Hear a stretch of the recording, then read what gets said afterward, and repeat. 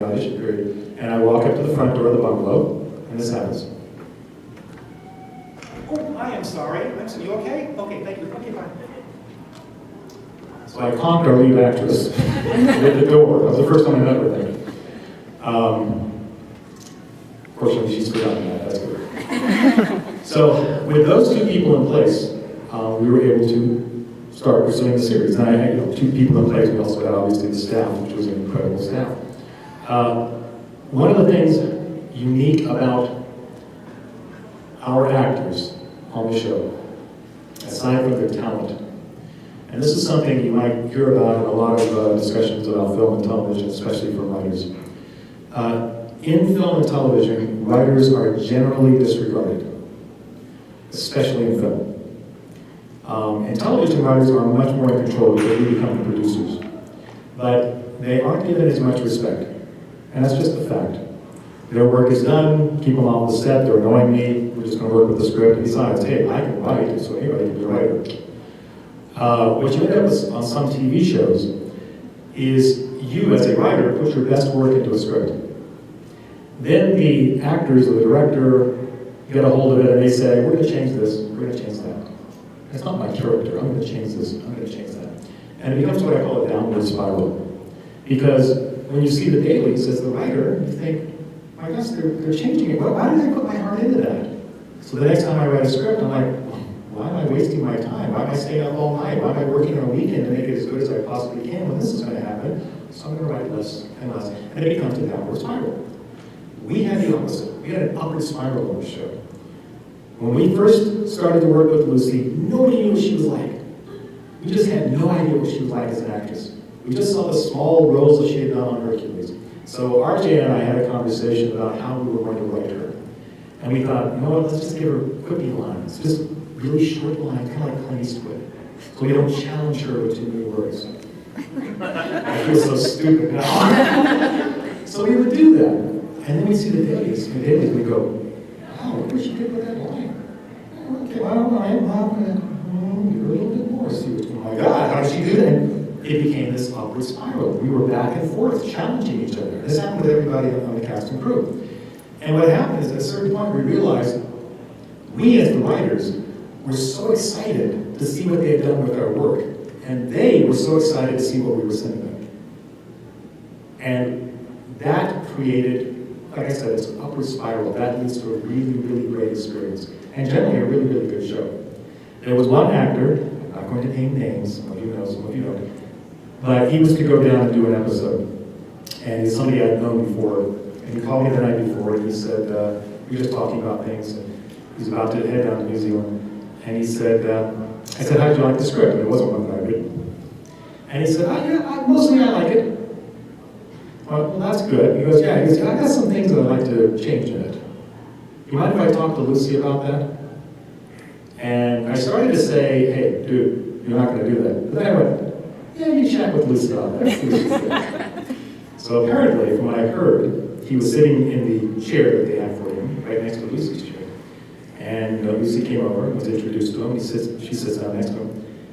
And they're chatting, and he pulls out the script and he says, well, I have a few changes I'd like to make here. And Lucy looked at him and she says, we don't screw with the scripts, and gets up and walked away. Except she didn't say the word screw. When I got that word back, that made me so proud of her as a person, not just as an actress, but as a person. So we had a big mutual respect thing going on. Not that we didn't have our little grievances, not that we didn't have our arguments. I mean, we're a dysfunctional family. One thing I always tell every producer I work for, every executive producer, I tell them, look, you are the king, you are the queen, you are the master, you tell me what you want, but you have to allow me to argue my side, and I will argue. I'm a writer, I got my creative opinion, I will absolutely argue. And I said, but you always have the power to say, shut up. I will respect that, shut up and do it my way, and I will do it your way, and people will think I came up with it originally anyways. I'm going to put everything I can into it. So but you have to understand when you do that, you shut off a bit of my creativity, just, So, went through a few years of nothing like that, and one time Rob and I got into a really intense discussion about something. And Rob goes, Steve, remember what you told me those years ago? I can tell you to shut up. Oh yeah, he goes, shut up. Like, okay. And he goes, he makes the mistake. And he goes, why is she convincing me of the size? Aha! I jumped out here. But we had that kind of So, why is it that Xena is such an empowerment symbol? I'm going to kind of like answer my version of that. Then we get the question and answers. If you want to ask me questions along that line and to vote what you think about this thing. This has come up many, many times before. I've been on panels which are called, girl power panels, women's empowerment in the film and television. And I tell people two things right up front. First of all, I'm a white chromosome. Understand that. Secondly, I detest those panels because we have to have them. It's ridiculous, but we have to have them. I have been complimented on writing female characters my entire career, and it's befuddled me. You can write down the word befuddled, I actually rather use that word. It's a mystery to me because I wasn't trying to do anything of the sort. What I finally realized is that I write characters. Gender is a part of that character. I write characters. Hollywood will write female plot devices. They will write women who serve a plot purpose, or serve the male plot purpose, or serve the victim plot purpose, even when they're strong. They tend to still have that attitude. I was taught completely differently. Mine was you write a character, you give that character strength. Characters can be victimized, but you cannot have a character that's a victim. Nobody's interested in that particular character. When you see, how many people have actually, you've seen a character that's supposed to be a strong empowerment of a woman, and you sit there saying, that's kind of like a guy with large breasts, that is part of the mentality. They figure that strength comes from the masculine side. I do not agree with that at all. In fact, if anything, I kind of like run counter to that. We like to pride ourselves as being a patriarchy, but we're not. Everything about our evolutionary design comes down from the maternal side.